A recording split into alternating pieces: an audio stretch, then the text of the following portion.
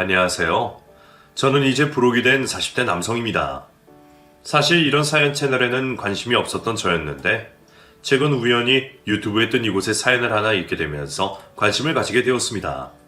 이 세상에는 TV에서 나오는 일들보다 더 놀라운 일들이 벌어지고 있다는데 놀라면서도 저와 비슷한 사건을 경험하신 분들이 있다는 것에 묘한 동질감을 받게 되었거든요. 사람이 한평생을 살면서 누군가를 미워할 수도 있고 잘못을 저지를 수도 있지만 그것도 이해되는 선이 있다고 생각합니다. 하지만 절대로 넘어서는 안 되는 선 또한 분명히 있죠. 오늘 저는 그 넘지 말아야 할 선을 넘은 사람에 대해서 말해볼까 합니다. 잠깐이었지만 저에게 아내가 되었던 그 사람에 대해서 말이죠. 다시는 보고 싶지 않은 그 사람이 저와 우리 가족들에게 무슨 짓을 했었는지 그 일에 대해 여러분들께 이 자리를 빌려 말씀드려보겠습니다. 저희 집은 아버지께서 일찍이 세상을 떠나시게 되어 어머니와 형 그리고 저 이렇게 세 식구가 살고 있었습니다. 다행히 친가 형편이 넉넉한 편이라 아버지께서도 돌아가시기 전 많은 재산을 남겨두셨고 그 덕으로 인해 경제적으로는 부족함 없이 우리 세 식구가 살아갈 수 있었어요. 고등학교 졸업 후 대학 진학을 하지 않고 곧바로 일을 하게 되었던 저는 고향에서 제법 거리가 있는 타지로 나가 일을 하게 되었죠. 집과 직장 사이에 거리가 있다 보니 일찍이 집을 나와 생활하게 되었고 어머니께서는 형과 함께 지내게 되셨어요.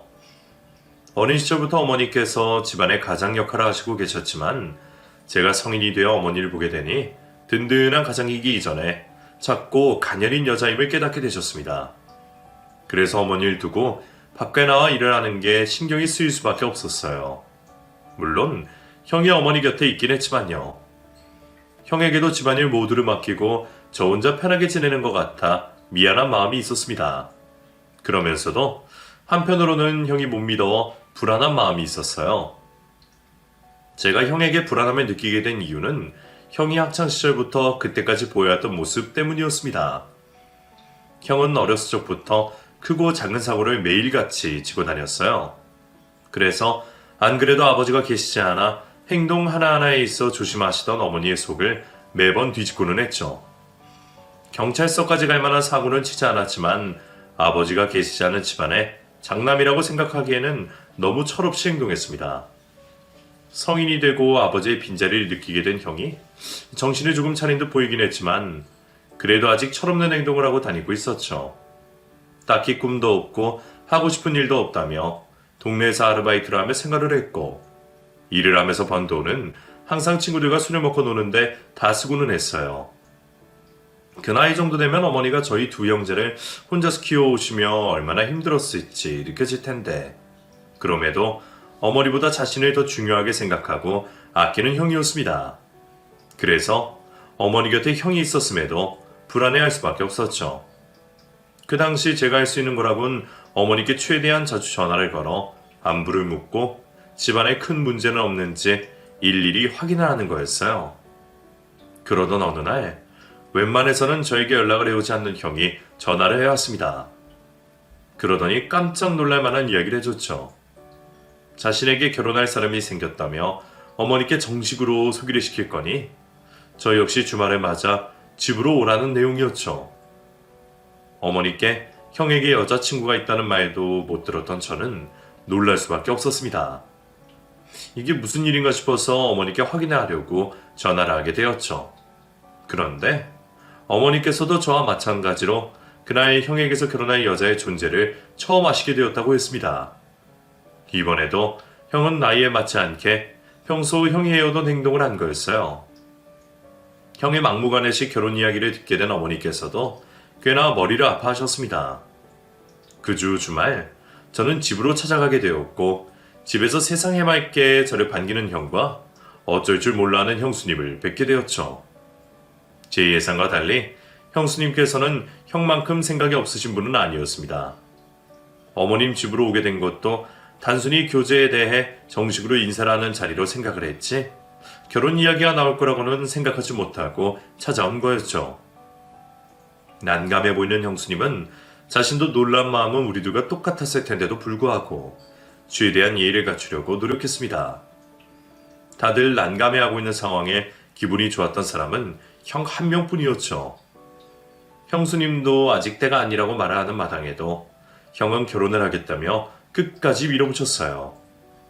어릴 적부터 어머니의 엄한 교육에도 불구하고 자신이 하고 싶은 건 다 하고 살았던 형이었기 때문에 이번 역시도 자신의 뜻을 굽히지 않았습니다. 결국 형이 원하는 대로 결혼식을 올리게 되었죠. 그런데 결혼은커녕 독립할 준비도 안 되었던 형이었기에 결혼 후 형수님과 지낼 신혼집을 구할 수가 없었어요. 어머니께서도 막무가내로 밀어붙이는 형의 결혼식까지는 허락해 주셨지만 신혼집은 대신 구해줄 수 없다는 입장이셨죠. 그러자 형은 원래 살고 있던 집에 살림을 차리겠다고 했습니다. 황당한 요구였지만 어머니께서는 그렇게 해서라도 돈을 모아 집을 나가는 게 나을 거라 생각하셔서 형네 부부와 함께 사시기로 하셨죠. 제 입장에서는 형보다 형수님이 어머니 곁에 있는 게 더 안심이 되고 나은 상황이라 괜찮았습니다. 형수님과 가깝게 지내지 않아 형수님의 모든 걸 알 수는 없었지만 성품도 착해 보였고 어머니께 잘하기로 했으니까요. 그렇게 형과 형수님은 어머님 댁에서 같이 살게 되었고 형수님 덕에 저도 한결 마음 편히 타지 생활을 할 수 있었죠. 이후 시간이 지나 저 또한 일하던 곳에서 여자친구를 만나 연애를 즐기던 중이었습니다. 결혼할 나이가 되긴 했지만 그때 당시 저는 결혼에 대한 관심이 하나도 없었어요.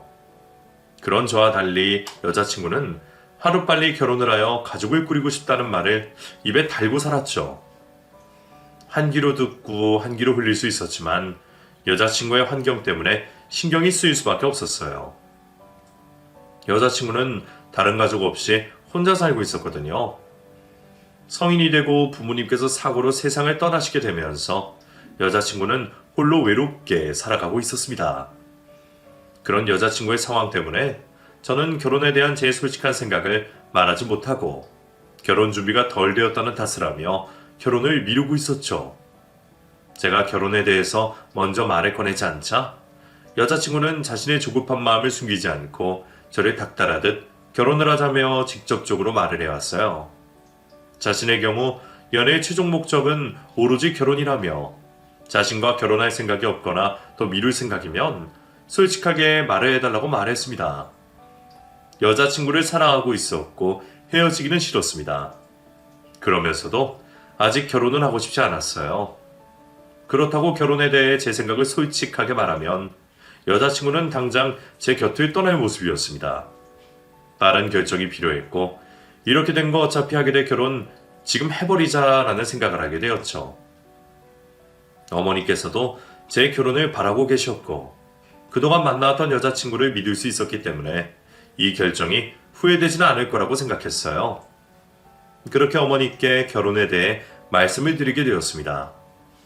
어머니께서는 제 결혼을 바라고 계셨기 때문에 2년간 저와 연애를 해오면서 알고 지내던 여자친구를 며느리로 반기셨고 선뜻 결혼에 허락해 주셨죠. 그렇게 저와 여자친구는 결혼을 하게 되었고 신혼생활을 하게 되었습니다. 저도 아내와 보내고 있는 신혼생활을 즐기며 행복해하고 있었지만 저보다 어머니께서 더 흐뭇해하시고 행복해하셨어요. 행복해하는 아내와 어머니 모습을 보니 저 역시 결혼을 잘했다고 생각을 하고 있었습니다. 특히 자신에게 가족이 생긴 것에 대해 그 누구보다 행복하던 아내는 저희 어머니를 자신의 친정어머니처럼 생각하며 제가 미처 챙기지 못했던 것들을 챙겨주었죠. 이렇게 저는 한 가정의 가장이 되었고 나중에는 아빠, 이후에는 할아버지가 되는 걸 순리라고 생각하며 행복한 하루하루를 보내고 있었습니다. 그런데 아내가 어느 날 저에게 알 수 없는 말을 하며 어머니께 여쭤보라 했어요. 여보, 혹시 아주버님 요즘에 무슨 사업하실 계획 있다고 하셔? 아니? 형 사업 같은 거 관심 없는데? 그러면 요즘 아주버님네 형편이 안 좋나? 그것도 아닐 텐데. 형이랑 어리던 친구들도 다 결혼해서 요즘에는 밖으로 새는 돈도 거의 없어. 형수님이 워낙 돈 관리 잘하시기도 하고. 근데 아니야. 그럼 당신 어머님께 가서 요즘에 뭐 없어진 거 없으신지 한번 여쭤봐. 아내가 하는 이상한 말을 별로 개의치 않았던 저는 겸사겸사 들린 어머니 댁에서 어머니께 아내가 물어보라는 말을 스쳐 지나가듯 여쭤보게 되었습니다. 별일 없을 거라고 생각하고 말이죠. 형은 근 몇 년간 사고를 친 적이 없었고 형수님께서도 어머니를 잘 모시고 있었으니까요. 그런데 어머니께서 제 물음에 얼굴이 굳어지시며 어떻게 알았냐고 물어오셨어요. 경호 네가 그걸 어떻게 알았니? 안 그래도 내가 이 일을 어떻게 해야 하나 고민을 하고 있던 중이었는데 너 엄마가 너희 친할머니와 외할머니께 받은 보석들 알지? 그게 어느 순간 싹 다 없어졌어. 내가 숨겨놓고 숨긴 자를 잊어먹었나 했는데 최근에 인감도장과 통장까지 사라진 거야. 우리 집에 도둑이라도 든 걸까? 아유 이걸 어떻게 해야 하니? 어머니께서 하신 말씀에 저도 깜짝 놀라게 되었습니다. 어머니 물건이 없어진 것도 놀랄 일이었지만 그것보다 아내가 그 일을 어떻게 알게 된 건지가 놀라웠죠. 집으로 돌아가 아내에게 어머니 사정을 어떻게 알게 된 거냐고 물어보게 되었어요. 당신 어머니 물건이 없어진 걸 어떻게 알았어?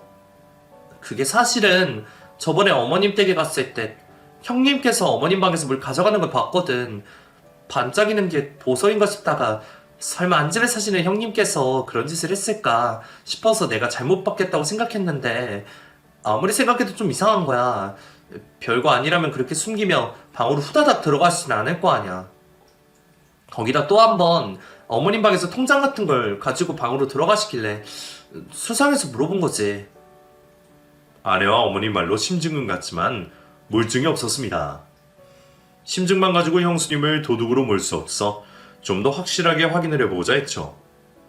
아내에게 형과 형수님 그리고 어머니를 모시고 외식을 하자고 밖으로 불러내게 했고 저는 그 사이 집으로 들어가 형네 방에 어머니 물건이 있는지 확인해 보기로 했죠.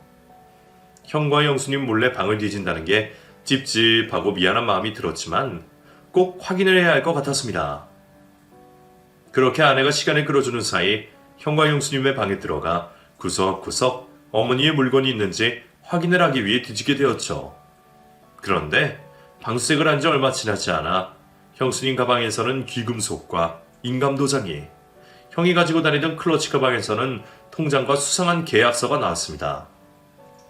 계약서에는 다행히 아직 도장이 찍혀있지 않았지만 어머니 성함이 분명히 적혀져 있었고 대리인으로 형의 이름이 있었죠. 어머니께 계약서를 적을 만한 일이 있다는 걸 듣지 못했기 때문에 이 계약서의 존재가 수상하게 느껴질 수밖에 없었습니다. 거기다 형수님의 가방에서 나온 어머니의 인감도장으로 인해 형과 형수님이 어머니의 돈을 노린다고 생각을 할 수밖에 없었죠. 이 사실을 그대로 어머니께 말씀을 드릴 수는 없을 것 같았습니다. 어머니께서 받게 되실 충격 때문이었죠. 어머니께 비밀로 하고 형과 형수님께 어떻게 된 일인지 그 사실을 듣기로 했어요. 그날 밤 아내와 함께 돌아온 형과 형수님께 잠시 밖으로 나와 대화를 하자고 말을 했고 제가 보게 된 사실에 대해서도 묻게 되었죠. 두 사람 모두 당연히 자신들은 모르는 일이라며 시치미를 떼었습니다. 그러다 언성이 높아지며 크게 말다툼을 하게 되었죠. 그러다 보니 어머니께서도 이 상황을 아시게 되셨어요. 모르쇠로 일관하는 형에게 화가 났던 저는 어머니 앞에서 형과 형수님의 가방에서 발견한 어머니의 귀금속들과 통장, 인감도장까지 보여주며 모든 사실을 말하게 되었죠. 그 사실을 알고 어머니께서도 적지 않게 충격을 받으신 것 같았습니다. 그리고 오리발에 내미는 형에게 화를 내셨죠. 어머니께서도 지난날 형이 해왔던 사고와 잘못으로 형수님은 몰라도 형은 믿지 못하겠다고 말씀을 하셨습니다. 그 말에 형은 자신이 도둑 취급받는 게 억울하고 화가 난다며 저희와 연을 끊겠다고 말을 하고 집을 나가겠다 말했죠. 이미 서로에 대한 감정이 극으로 치닫은 상태라 저도 화를 내며 당장 집은 떠나라고 형을 부추기게 되었어요. 그렇게 형과 형수님은 어머니 집을 떠나게 되었죠. 형과 형수님이 집을 떠나고 난 뒤 어머니께서 처음으로 홀로 지내시게 되었습니다. 그나마 형과 형수님이 있을 때는 걱정이 그만큼 되진 않았는데 어머니 혼자 계신다고 하니 신경이 이전보다 더 쓰이고 걱정이 될 수밖에 없었죠. 그런 제 속마음을 먼저 알아봐준 사람이 제 아내였습니다. 아내는 혼자 지내시게 된 어머니가 신경 쓰이고 걱정이 된다며 저에게 직장이 멀어지더라도 합가를 해서 모시고 살자고 말을 했어요. 여보, 나 할 말이 있는데 혹시 당신 우리가 어머님 댁에 들어가서 사는 걸 어떻게 생각해? 뭐? 어머니 집으로? 그건 갑자기 왜? 솔직히 당신도 어머니 저렇게 혼자 되시고 나서 신경 쓰이지 않아? 당신은 어떤지 모르겠지만 나는 요즘 매일 어머니 걱정으로 일이 손이 잡히지 않아. 계속 틈틈이 안부 전화 드리곤 있지만 내 눈으로 확인하지 않으니까 걱정이 된다고. 어머니께서도 우리 걱정시키지 않으시려고 안 좋아도 좋다고 말씀하실 걸 아니까 더 걱정돼. 우리 어머님 댁으로 들어가면 회사랑 집이 멀어져서 운전해야 하는 당신 피곤해질 거란 건 아는데 저러다 어머님께 무슨 일이라도 생기면 그때 되어서 후회하지 않겠어? 우리가 진작에 모시고 살았으면 이런 일 없을 거라는 걸 후회해. 당신 힘들더라도 우리가 모시고 살면 안 될까? 내가 당신에게도 어머님께도 더 잘할게. 며느리로서 혼자 된 시어머니를 모시려고 마음을 가진다는 게 쉽지 않은 일이라는 걸 알고 있었습니다. 요즘 세상 예전만큼 시집살이를 하지 않는다고 해도 제 발로 불편해질 수 있는 자리를 자청해서 할 사람이 몇 없다는 것도 알고 있었죠. 그래서 저 또한 어머니가 걱정되면서도 아내에게 그 어떤 말도 하지 못하고 있었습니다. 그런데 아내가 고맙게도 제가 말을 꺼내기도 전에 합가 이야기를 꺼내준 거죠. 그런 생각을 해줬다는 것만으로도 아내에게 너무 고마웠습니다. 다른 건 몰라도 아내와 하게 된 결혼인 만큼 제 평생 가장 잘한 선택이라고 생각이 들었죠. 이런 여자를 두고 결혼 생각이 없었던 과거의 제가 한심할 정도였어요. 그렇게 아내의 고마운 제안을 전 감사하게 받아들였고 어머니께 저희 부부의 뜻을 전한 뒤 합가를 하게 되었죠. 합가를 하고 난 뒤 혹시 모를 고부간 갈등으로 긴장을 했던 것과 달리 아내는 어머니와 저보다 더 사이좋게 지냈습니다.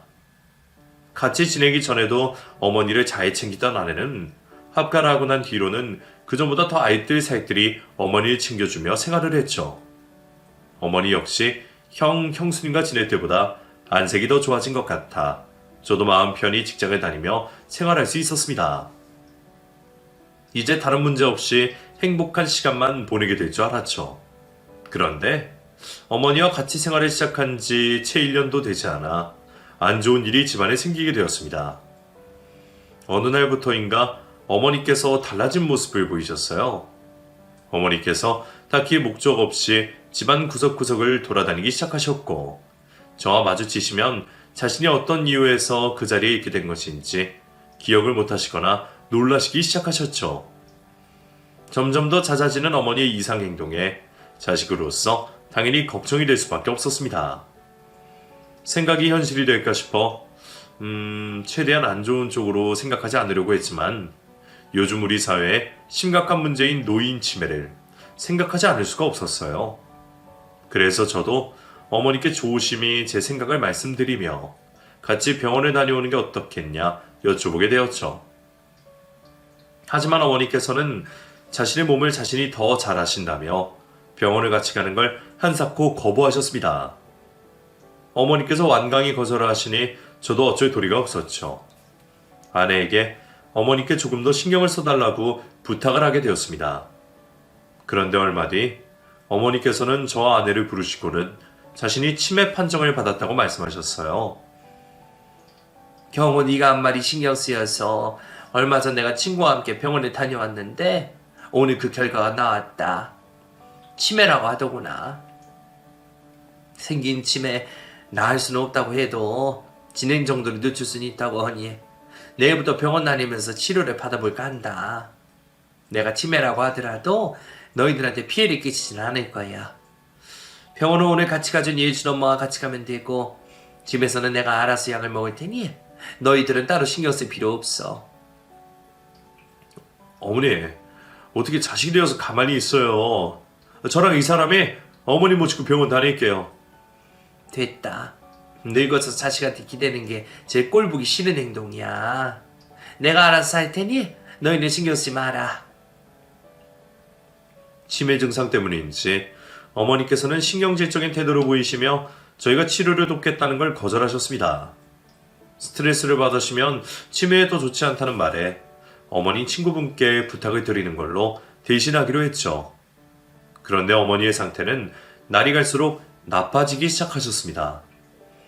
치료를 받고 있음에도 치매 증상이 더 자주, 주기는 더 짧게 나타나기 시작하셨습니다.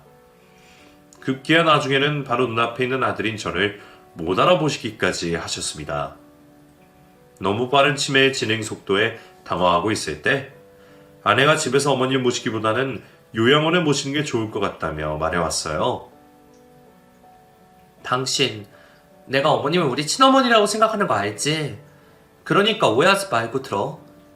집에서 모시면서 병원 치료하는 거 지금 어머니 상태에서는 더 안 좋은 것 같아. 내가 24시간 옆에 있는다고 해도 잠깐 한눈을 판 사이에 무슨 일이 생길지 모르잖아. 내 생각에는 전문 인력이 대기 중이고 시설도 완비된 치매 전문 요양원이 더 나을 거라고 생각해. 어머니 치매 판정 받으시고 우리가 얼마나 모시고 있었다고. 잠깐 건강이 악화되셔서 치매가 급격히 진행된 것처럼 보일 수 있어. 심리적으로나 육체적으로 안정이 되시면 다시 좋아질 수도 있을 거야. 그건 당신 생각이고 어머니 친구분 말씀 못 들었어? 치료가 무의미하다고 말씀하시잖아. 당신 마음 아는데 지금 이 상황에서는 어머니께 더 나은 환경에서 생활하실 수 있게 해드린 게 더 중요해. 이성적으로 판단하면 아내의 말이 맞았습니다. 제 마음이 불편하다는 이유로 집에서 모시고 있어봤자 어머니만 힘들게 하는 거였죠. 결국 아내의 말에 따라 요양원에 어머니를 모시기로 했고 형에게 연락을 하여 현재 상황을 전하게 되었습니다. 어머니를 더 전문적인 곳에서 관리를 받으실 수 있기 위해 선택한 결정이었지만 제 마음이 편할 리가 없었습니다. 저희 부부와 같이 사시고 난 뒤 치매가 오신 것도 잘 보살펴드리지 못하고 결국 요양원으로 모시게 된 것도 전부 저희 부부 탓으로만 느껴졌죠. 자식으로서 어머니께 죄송한 마음만 가득했습니다. 불효자가 된 것 같아 어머니를 똑바로 쳐다보지 못하고 아내에게 어머니를 맡기고 피해 다녔습니다. 그러다 어머니께서 요양원으로 들어가시는 날이 얼마 남지 않았을 때 마음속으로만 품고 있던 죄송한 마음을 털어놓고자 어머니 방으로 들어가 독대를 하게 되었죠. 마침 아내가 장으로 보러 나간 뒤라 아내의 눈치를 보지 않고 마음 편히 속마음을 말할 수 있을 듯 싶었습니다. 제가 자신의 방으로 들어오자 어머니께서는 저를 쓱 한번 쳐다보시고는 다시 눈에 초점을 놓으셨어요. 그 모습을 보니 마음이 저릿저릿해져왔습니다. 어머니 앞에 무릎을 꿇고 앉은 뒤 혼자 넋두리를 하듯 죄송한 마음을 풀어내기 시작했죠. 어머니, 죄송합니다. 이 모든 게 다 제 잘못입니다. 자식으로서 어머니를 더 잘 모셔야 했는데 아버지를 그렇게 먼저 떠나보내고 나서도 어머니께서 제 옆에 영원히 계실 줄만 알고 제가 신경을 쓰지 못했네요. 정말 후회되는 일이 너무 많습니다. 형과 형수 일을 모른 척하고 어머니 물건들만 돌려놨더라면 어머니께서 마음고생을 덜 하셨을 텐데 제가 짧게 생각한 행동들 때문에 어머니께서 이렇게 되신 것만 같아 죄송한 마음이에요. 어머니께서 치매라는 걸 말씀하시고 나서는 죄송한 마음에 어머니 얼굴을 똑바로 못 쳐다봤어요. 정말 죄송합니다. 또 끝까지 모시지 못해서 죄송해요. 그런데 제 욕심에 어머니를 집에서 모시고만 있으면 어머니 상태만 더 악화시키는 것 같아서요. 못나고 못난 불효지만 둘째 아들 용서하지 마세요. 어머니 죄송합니다.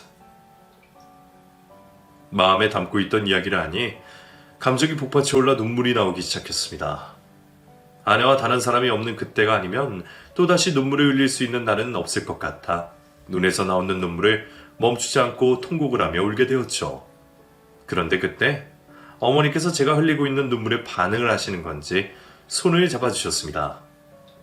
제 손을 잡고 계신 어머니의 손을 바라보며 더욱더 크게 울음을 터뜨리는 순간 어머니께서 제게 말씀을 걸어오셨습니다. 아들아, 나 사실 치매 걸린 거 아니다. 그러니 벌써부터 눈물 흘릴 필요 없어. 어머니 말씀에 저는 너무 놀라 눈물을 뚝 그치게 되었어요. 그러면서 어머니께서 잠깐 정신이 돌아오신 건 아니며 치매로 인해 아무렇게나 말씀을 하시는 건지 확인을 해보게 되었죠. 어머니? 그게 무슨 말씀이세요? 치매 걸리신 적이 없다뇨. 그럼 오늘이 몇 월 며칠 무슨 요일인지 아시겠어요? 방금 말했잖니. 나 치매 걸린 거 아니래도. 오늘 9월 20일이 토요일 아니냐. 지금 네 처가 없으니까 얼른 본론부터 말하자. 네 처 오기 전에 네가 알아야 할 것들이 있어. 너무 갑작스럽게 벌어진 그 일이 쉽게 이해되지는 않았습니다. 그렇지만 저희 손을 잡고 말씀하시는 어머니의 모습은 치매 환자라고 생각할 수 없는 모습을 하시고 계셨고, 저를 쳐다보는 눈빛도 이전에 초점 없는 멍한 눈빛이 아니라 또렷하고 생기 있는 눈빛이셨죠. 무슨 일이 벌어지고 있는지 모르겠지만 어머니께서 급한 일이라고 하시니 그 말을 들어보기로 했습니다. 너랑 내가 지금까지 네 처한테 속고 있었던 거다. 내가 네 처의 계획과 의도를 알아내려면 이렇게 할 수밖에 없었어. 자, 받아라. 우선 네 처가 언제 돌아올지 모르니 이거 먼저 가지고 있어. 그 안에 네 처가 무슨 짓을 계획하고 있는지 다 나와 있어. 어머니, 그 사람이 저 어머니를 왜 속여요? 그리고 무슨 계획을 세운다는 말씀이세요? 지금 정신이 또렷하신 것 맞으시죠? 그래. 우선 그 카메라 안에 사진들과 동영상들을 보고 이야기하자. 어머니께서 말씀하시는 황당한 말에 이상함을 느끼면서도 말씀대로 카메라 전원을 켜고 사진들을 확인해 보았습니다. 그리고 그곳에는 노트와 종이에 무슨 내용인지 알 수 없는 숫자와 계산법들이 적혀져 있었어요. 그리고 또 다른 사진에는 보험 관련된 약관들이 찍혀져 있었죠. 약관들 내용 중 형광펜으로 줄이 쳐져 있는 사진들도 있었고 보험 수령액이 적혀있는 사진들도 있었습니다. 어머니께서 왜 이런 사진들을 찍으신 건가? 영문을 몰라 카메라 속 사진들만 한참 보고 있던 그때 어머니께서 그 모든 게 아내가 가지고 있는 문서들을 찍어 놓은 거라고 말씀하셨죠. 거기 사진들 무슨 내용인지 알겠니? 그거 전부 네 처가 가지고 있는 서류를 찍은 거다. 다시 맨 앞으로 돌아가면 아까 노트의 숫자들과 계산들 되어 있는 거 있지? 그게 전부 보험 수령액을 계산한 것들이야. 거기다 우리 집 재산에 대한 계산들도 있고. 이번에 확대해서 사진들을 자세히 봐라. 그렇게 확대해서 보게 사진된 내용은 어머니 말씀처럼 보험금 수령에 대한 계산과 상승규산에 대한 계산 내용들이 적혀져 있었습니다. 그리고 계산법을 적은 글씨체 모두 아내의 글씨체가 분명했죠. 그때부터 심장이 요동치기 시작했어요. 아내가 이런 계산을 왜, 어떤 이유에서 하고 있는지 어려움부시 느껴지면서도 이를 인정하기 싫었습니다. 제가 사진들을 보고 혼란스러워하는 모습을 보이자 어머니께서는 이 모든 사실을 인정할 수밖에 없는 증거를 보여주셨죠. 그 사진들 전부 내가 찍은 사진들이다. 거기에 적혀있는 보험 수령액들 다 네 앞으로 들어간 보험들이야. 재산은 네가 죽고 나서 받게 될 금액들을 계산해 놓은 거고. 너가 얼마나 혼란스러울지 잘 알고 있어. 어느 날 갑자기 네 아내가 그런 무시무시한 계획을 세우고 있었다는 걸 어떻게 한 번에 믿을 수가 있겠어. 심지어 너 아내 앞에서는 네 처가 가정적이고 희생적인 아내의 모습으로 연기를 잘해왔으니까 지금 네 상황에서는 그 사진들을 봐도 믿어지지 않겠지. 그런데 인정하기 싫겠지만 그게 다 진짜다. 카메라 앨범 중에 동영상 촬영으로 된 게 있을 거다. 그 영상 보면 네 처가 어떤 사람이고 얼마나 무서운 여자인지 알게 될 거야. 그렇게 어머니께서 말씀하시는 동영상을 찾아보게 되었고, 지금까지 제가 모르고 있던 아내의 다른 모습을 제 두 눈과 귀로 확인하게 되었습니다. 동영상 속 아내는 누군가와 통화를 하고 있었어요. 나야. 잠깐만. 내가 내일 하고 있어서 스피커폰으로 돌릴게. 됐다. 넌 어떻게 내가 먼저 연락하기 전에는 먼저 문자 한 통을 하지 않니? 그나저나 너 요즘 술 장사한다며. 가게는 잘 되니? 잘 될 줄 알았는데 그저 그래. 그럼 너는 결혼 생활 좀 어때? 결혼 생활이 뭐 별거 있나? 근데 이번에도 영 별로야. 집에 돈이 좀 있다고 해서 편한 줄 알았더니 시험말하는 사람이 돈을 꽉 쥐고 놓지 않은 거 있지.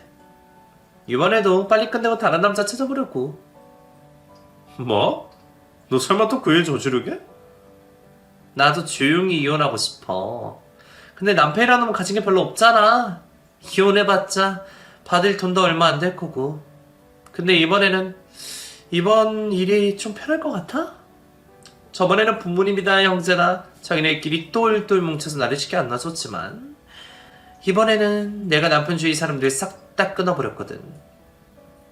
거기다 하늘도 나를 돕는지 시엄마도 정신줄을 놓아버렸네? 시모가 치매 걸렸거든. 두 사람 다 처리하면 시간만 오래 걸리고 위험할 뻔했는데 나 잘됐지. 시모는 요양원에 보내버리고 남편은 전 남편처럼 약물로 조용히 끝내버리고 남편 재산은 내가 상속받고 거기다 정신 나간 시어머니 재산도 남편 영내나 상계에서 미리 상속받으면 끝나는 거지. 야, 너 그런 일을 크게 말하면 어떡해. 누가 들으면 어쩌려고. 집이라서 들을 사람 하나 없어. 아, 정신 나간 시어머니 한 명 있구나? 그런데 치매라서 상관없어. 너 그래서 나한테 전화했구나. 약 구해달라고. 너 이번에도 잘할 수 있을 것 같아? 괜히 걸려서 나까지 경찰서 왔다 갔다 하게 만들면 안 돼. 너는 내가 전 남편 잘 처리한 것도 보고도 그런 말 하니? 이번엔 지방권이 개판이라 더 쉬워요. 중증 치매를 둔 아들, 극단적 선택. 이런 걸 누가 의심하겠니? 너는 약만 준비해주고 마음 편히 돈만 받으면 되는 거야. 미리 약 준비해줘. 내가 곧 연락할 테니. 살이 떨릴 정도의 무서운 이야기를 하면서도 아무렇지 않게 평범한 일상을 이야기하듯 통화를 하고 있는 아내를 보게 되니 소름이 돋았습니다. 아내의 입에서 나오는 범죄와 관련된 말을 듣게 되니 이 모든 게 나에게 벌어지고 있는 일이라는 걸 인정할 수밖에 없었습니다. 그러면서 어머니께서는 어떻게 이 모든 사실을 알게 되신 건지, 그리고 이 사실을 아시면서도 저에게 알리지 않고 치매에 걸리신 척 연기를 하시게 된 건지 궁금해졌죠. 어떻게 된 일인지 여쭤보게 되었습니다. 너희가 집으로 들어온 뒤 얼마 지나지 않아서 네 형수한테 연락이 왔다. 만나자고 하더구나. 그때도 네 형이 모두 꾸민 짓이라고 생각해서 네 형수에게는 미안한 감정밖에 없었다. 내 새끼 내가 잘못 키워서 착한 며느리까지 도둑 취급당하고 손가락질 받게 됐으니 미안할 수밖에 없었지. 너도 알다시피 네 형수는 나한테 정말 잘했어. 그래서 내 마음도 전하고 다독여줄 겸 만나게 되었는데 그 자리에서도 네 형수가 억울해하더라. 자신도 그렇고 네 형도 절대 내 물건에 손을 댄 적이 없다고 말하면서 너도 사회생활도 하고 인생을 살아봐서 알겠지만 왜 사람이 진심으로 말하면 느껴지는 게 있잖니? 네 형수가 하는 말에서 그 진심이 느껴졌어. 그러면서 네 형이 또래를 보다 정신을 못 차리긴 했어도 뒤에서 부모 물건 훔쳐서 몰래 사고칠 사람이 아니라고 하는 거야. 억지를 부리고 생떼를 쓰더라도 앞에서 대놓고 도와달라고 하지 그렇게 의심을 할 사람은 아니라고 말이다. 나도 화를 냈을 때야 감정이 격해져서 네 형을 의심하고 훔친 걸 확신을 했지만 그때 되어서 생각을 해보니 네 형수 말이 맞는 거야. 너도 생각해봐라. 네 형이 어떤 큰 사고를 치고 일을 벌려도 앞에서 대놓고 했었잖아. 돈이 필요했으면 나에게 도와달라고 했을 아이야. 그때부터 뭔가 이상하다고 느껴지기 시작하더구나. 그래도 사람이란 게 혹시 모르니 네 형이 했을 수도 있을 거라고 생각했고 또 그게 아닐 수도 있을 거라 생각했다. 네 형과 형수가 아니라고 한다면 너와 네 처밖에 없는데 두 사람도 똑같이 의심해봐야 하는 게 맞는 거니 내가 너희와 같이 살면서 확인해보게 되었어. 그게 시작이었다. 어머니께서는 그때부터 저희를 유심히 지켜보았다고 하셨습니다. 그러다 어머니께서 집을 나가신 줄 알고 있던 아내가 지인과 통화를 하는 내용을 듣게 되시며 이전 어머니의 인감과 귀금속을 훔쳤던 게 형과 형수님이 아니라는 걸 아시게 되었다고 하셨죠. 어머니의 물건을 훔쳤던 건 모두 아내의 짓이었고 저에게 말을 흘려 어머니께 여쭤보게 한 거였어요. 아내의 거짓말을 몰랐던 저는 모든 계획을 아내와 공유를 하게 되었고 제 계획에 맞춰 아내가 미리 상황을 만들어 놓았던 거였죠. 형과 형수를 어머니 곁에서 내쫓게 되어 자신의 1차적 계획이 성공했다며 좋아하는 며느리를 보며 어머니께서는 뭔가 더 큰 계획이 있다는 걸 아셨다고 했습니다. 그런데 우연히 듣게 된 그날의 사건 이후 아내는 조금의 틈도 보이지 않았다고 해요. 그 정도 모습을 보이니 저도 아내에 대해 이상하다는 점을 알아차리지 못하고 생활하고 있었던 거죠. 어머니께서는 그렇게 철두철미하게 자신의 본 모습을 숨기는 며느리가 더 수상하게 느껴졌다고 합니다. 그리고 아내가 자신을 숨기면 숨길수록 그 새까만 속셈이 느껴졌다고 하셨어요. 하지만 좀처럼 그 속셈에 대해서는 알아낼 수가 없었다고 합니다. 결국 어머니께서는 며느리가 자신을 신경 쓰지 않는 방법에 대해 고민을 하시게 되셨고, 그렇게 생각해내신 것이 치매 환자인 척 연기를 하시기로 한 거죠. 어머니께서 자신이 치매 환자라고 밝히셨지만 아내는 바로 경계심을 풀지 않았다고 했습니다. 그래서 그 경계심을 풀기 위해 어머니께서는 더 심한 행동을 하시며 자신의 치매 진행 속도가 빠르다는 걸 저희에게 보여주시려고 하셨다고 해요. 그러면서 틈틈이 아내의 속셈을 알아내려고 움직이셨죠. 어머니께서 저희를 방 앞에 길을 잃은 듯 서서 계셨던 것도, 온 집의 서랍을 열어 물건을 꺼내셨던 행동들도 모두 아내의 속셈을 알아내시려고 하신 행동들이었죠. 그런 모습을 보고 저와 아내는 어머니의 치매 상태가 악화된 거로 생각을 했던 겁니다.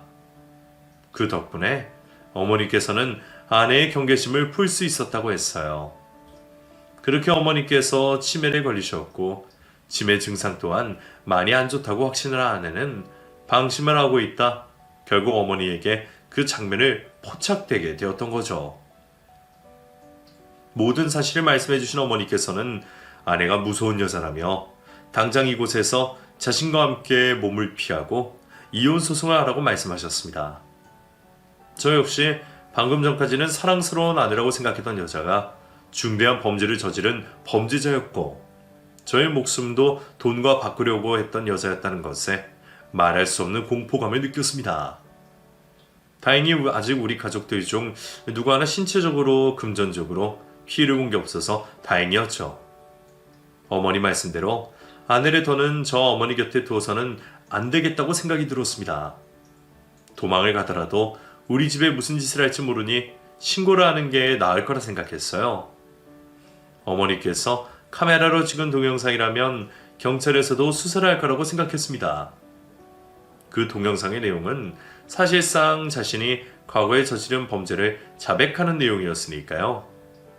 아내가 돌아오기 전 저는 경찰에 살인범죄에 대한 피의자와 증거가 있다고 신고를 하게 되었죠. 집으로 찾아온 형사들은 해당 동영상을 확인 후 이를 증거 삼아 수사를 하겠다고 했습니다. 그리고 추가로 저희에게 일어날 수 있는 범죄를 예방하겠다며 지인과 통화를 한 내용을 범죄 공모 혐의로 하며 아내를 저희들과 분리를 시키겠다고 했죠.